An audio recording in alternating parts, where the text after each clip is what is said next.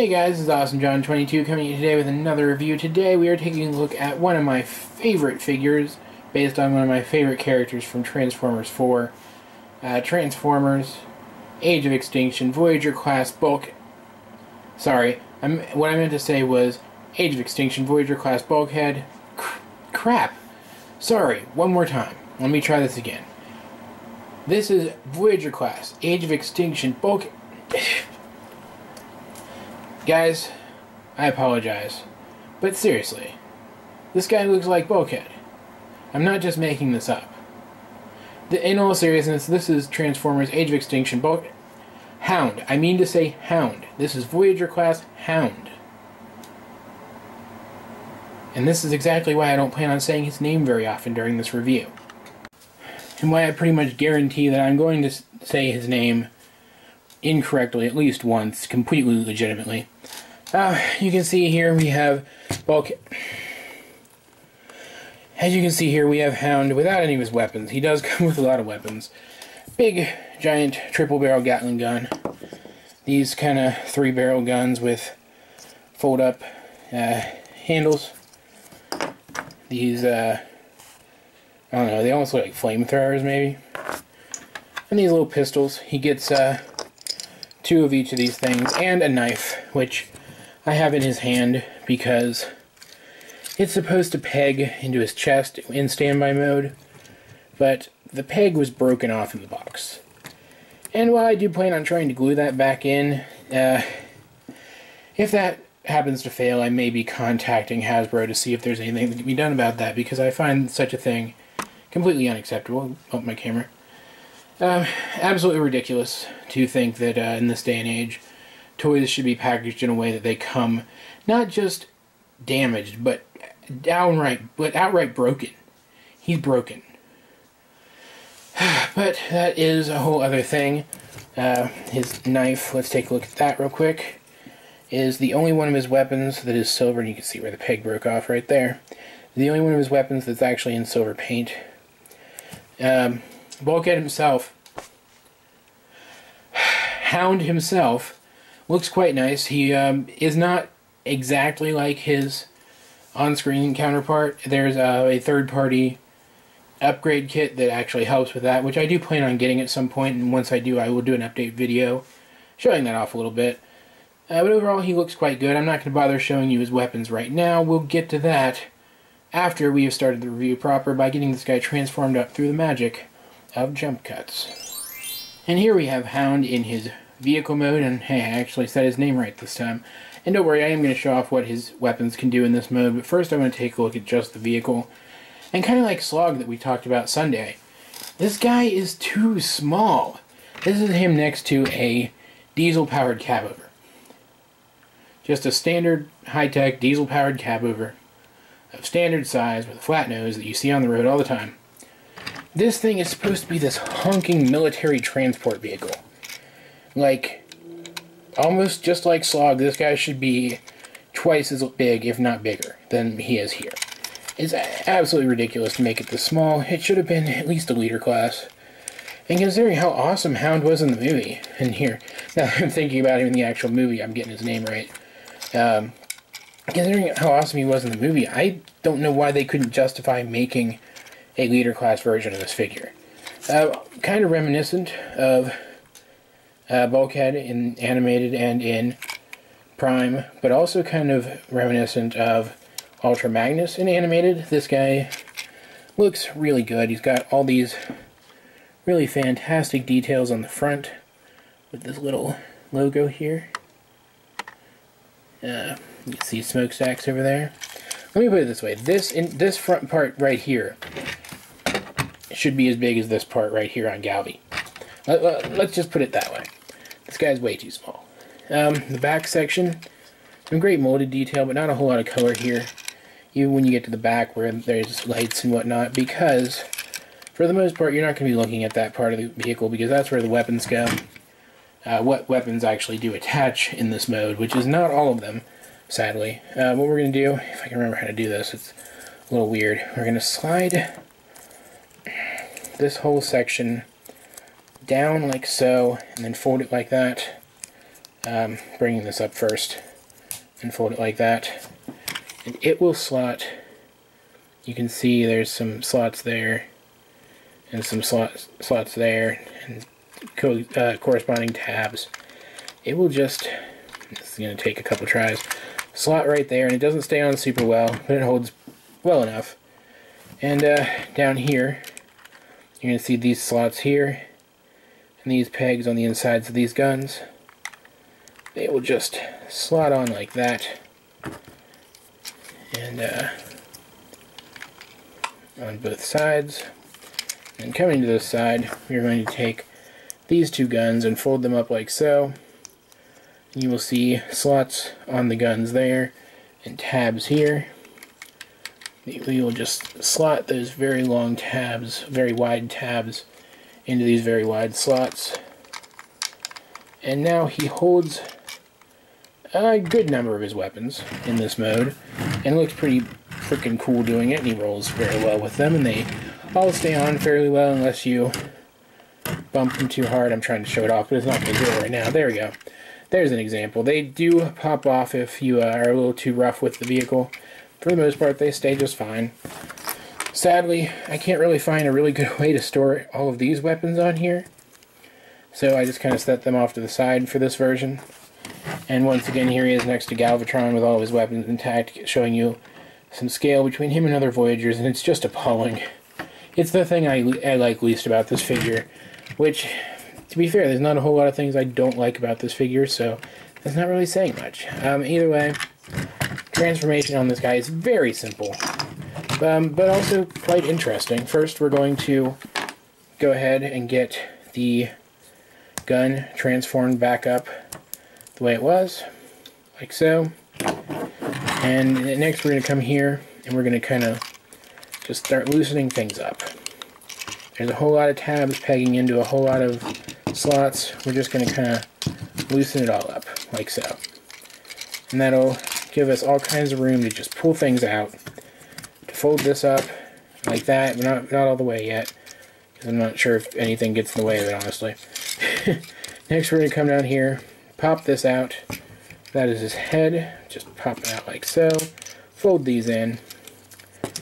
And bring that down. And here's where we're going to bring the chest in.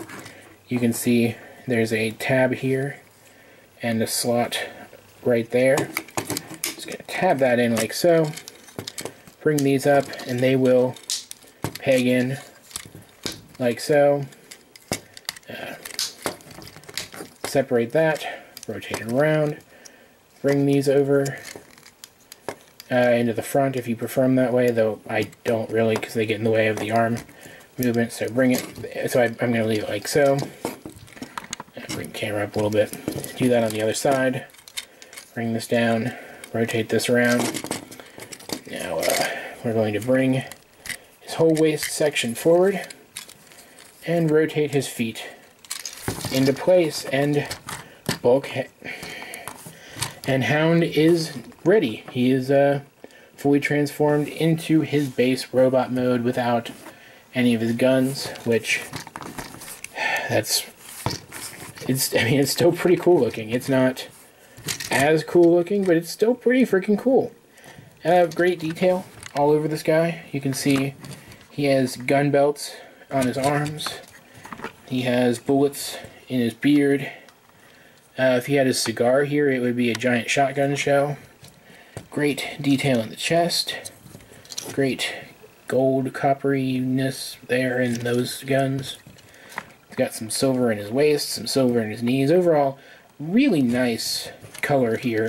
The vehicle mode didn't have a whole lot of colors. They were able to tongue-tied there for a second. They were able to dedicate a lot of the color allotted to this figure to this mode here, and it looks absolutely fantastic. This is a soft rubbery plastic here, so his forearms can actually flex a little bit, which is very, very cool. And overall, just a very cool, very dynamic looking figure. And it's a great representation of a really cool character in the movie who, yeah, it's pegged in right, it's fine. Who I think was probably the highlight of the movie, really. I mean, everyone else was cool, but this guy was just amazing. He can, of course, hold any of his weapons. And it looks really good holding each of them. Though, to be fair, these little pistols are kind of small. Just looks nifty. Very, very nifty. As I mentioned before, his knife would usually peg in there, but I can't do that. So what I like to do instead is slot it into his hand, which I'm missing his hand somehow. There we go. Slot it into his hand and just have him holding it like so. Every other weapon can attach somewhere. We can take this giant gun and peg it in there onto his back. These guns can peg into these slots, which I believe are the same slots they use in vehicle mode, if I'm not mistaken, and sit on his hips. These guns, and I don't like this at all, I want to point out, these guns peg in to these little round pegs under his arms via these tiny little tabs here. And I hate it. I absolutely hate this, which is why I like to keep at least one of them in his offhand as his initial firearm, like so. So that way I don't have to have both of them sitting under there. Okay, do you like that? And this is probably my favorite one. These little, like, handgun looking things. They come in at this angle like so, and they just kind of slot in like that. You can see they even peg in right there. And you can, of course, do that. And that's exactly why I don't like where these sit. Just going to leave it there. They can, of course, do that on both sides. And that was so much easier to get in than the other one. I have no idea why. And there you have him kind of sitting there, all armed up, save this weapon here, which I'll go ahead and reattach it. And if I could find a better place to put this thing, I would. But that is literally the best place to put it. It's really the only place to put it. It was designed to be put there. It just doesn't like to stay. And it gets in the way of lowering his arm all the way, which, you know how I am about things getting in the way of good articulation. But yeah, that's Hound, yeah. That's Hound in his robot mode, all weaponed up. And I think he looks pretty fantastic. But anyone who knows anything about this figure will know that's not all that these weapons are good for. So we're going to go ahead and we're going to detach them, folding the handles back up into these two guns, and remove everything, including, I believe, his knife. I'm gonna have to kind of fumble my way through this because I've only done this once. What we're gonna do is we're gonna take these and like that. Peg them in there. And peg the knife in the front. And we're going to take these weapons and we are going to peg them into these tabs here via the same peg slots we used for their storage in vehicle mode, or the same type anyway. And then we're going to take the pistols and we're just going to slot them in to the front of each of these guns. And now he has this giant BFG that he can't really hold very well because it comes apart pretty easily.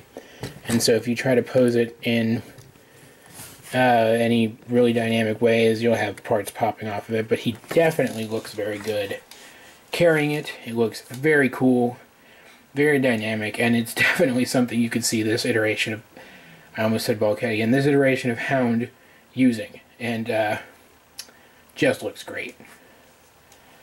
For a size comparison, here you have him with Slog, and I'm using Slog simply because I realized when I was editing the Slog review that the lighting was really bad, and I'm not sure why, and I couldn't fix it. I couldn't get it to really look any better. So here we have Slog, so you can get kind of a better look at Slog, because that's just how monumentally incompetent I am. I don't know why anybody watches these at all. But yeah, very, very cool. And I mentioned it's one of my favorite figures from the line. I mentioned it's one of my favorite characters in the movie. So of course I'm going to wholeheartedly recommend this guy. If you see him, snatch him up. He's pretty rare. And definitely worth the pickup. No question. And that's really all I have to say today about Hound. I hope you enjoyed the review. If you did, please like and subscribe. Leave a comment down below if you feel so inclined. Reviews will start coming regularly again from this point forward. So please check out the other things I'm working on in the description down below. In that description, you will find a link to my collections video in it. If you see anything that you would like me to review, let me know and I'll see what I can do. This has been Awesome John 22, and I will talk to you guys later.